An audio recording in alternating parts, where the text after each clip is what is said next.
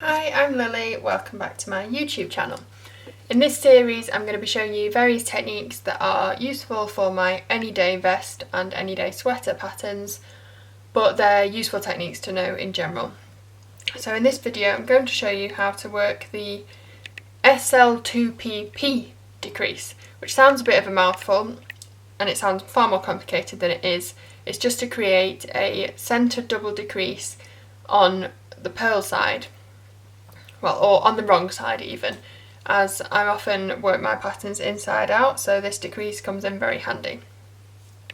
So what we're going to do, I've worked up to the point where I need to now work this decrease, and I'm going to slip my next stitch knitwise, then I'm going to slip another stitch knitwise, and then the important part here is that you slip these two stitches back to the previous needle together.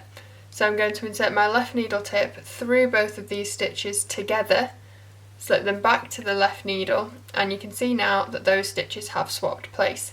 This third stitch hasn't been touched yet. So I'm now going to bring my yarn to the front and I'm going to purl these two swapped stitches and the following stitch together. I'm going to work purl 3 together, slip that off the needle, and now I will just continue to work couple of knit stitches.